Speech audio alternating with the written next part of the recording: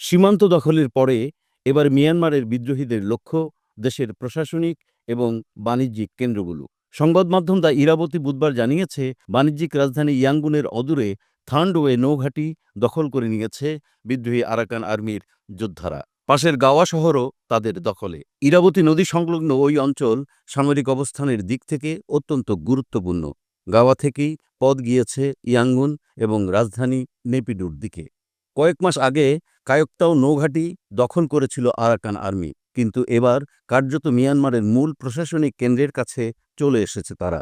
The Irabati বলছে, junta সরকারকে উৎখাত করতে এরপরে বিদ্রোহীদের যৌথ বাহিনীর রাজধানীর দিকে এগোতে পারে। গত ১৩ মাসের গৃহযুদ্ধে এই প্রথম ইরাবতী অববাহিকায় অনুপ্রবেশ করল আরাকান আর্মি। বাংলাদেশ সীমান্তবর্তী রাখাইনের পরে গত রোববার রাতে ভারতের মণিপুর রাজ্যের লাগোয়া চীন প্রদেশের দখল নিয়েছে মিয়ানমারের বিদ্রোহীরা। এই অংশেই মিয়ানমারের কুকি জনগোষ্ঠীর বসবাস। ফলে নতুন করে সীমান্ত পেরিয়ে মণিপুরে অনুপ্রবেশের আশঙ্কা দেখা দিয়েছে। সামরিক জান্তা সরকারের বাহিনীকে হটিয়ে থাইল্যান্ড এবং চীনের সীমান্তবর্তী এলাকার বড় অংশ কয়েক মাস আগেই নিয়ন্ত্রণে নিয়েছে বিদ্রোহী জোট। চলতি মাসের গোড়ায় বৃহত্তম বিদ্রোহী সশস্ত্র গোষ্ঠী আরাকান আর্মির নেতৃত্বে বিদ্রোহী জোট দখল করে বাংলাদেশের সীমান্তবর্তী রোহিঙ্গা অধ্যুষিত রাখাইন প্রদেশ। এবার মণিপুর লাগোয়া অঞ্চলও তাদের দখলে গেল। গাওয়ার কাছেই সৈকত শহর এনগাপালিতে জান্তা সেনার ওয়েস্টার্ন কমান্ডের সদর দপ্তর।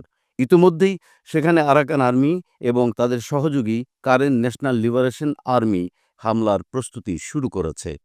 জান্তাবিরোধী নতুন জোট চীন ব্রাদারহুড এর শরিক ইয়াও ডিফেন্স ফোর্স সাগাইন অঞ্চলে সক্রিয় ইয়াও আর্মি এবং মানিওয়া পিপলস ডিফেন্স ফোর্স চীন প্রদেশ দখলের লড়াইয়ে গুরুত্বপূর্ণ ভূমিকা নিয়েছে বলে দ্য ইরাবতীর দাবি। ২০২১ সালের ফেব্রুয়ারিতে গণঅভ্যুত্থান ঘটিয়ে গণতান্ত্রিক আন্দোলনের নেত্রী সূচির দল ন্যাশনাল লীগ ফর ডেমোক্রেসির নেতৃত্বাধীন সরকারকে উৎখাত করেছিল মিয়ানমার সেনাবাহিনী।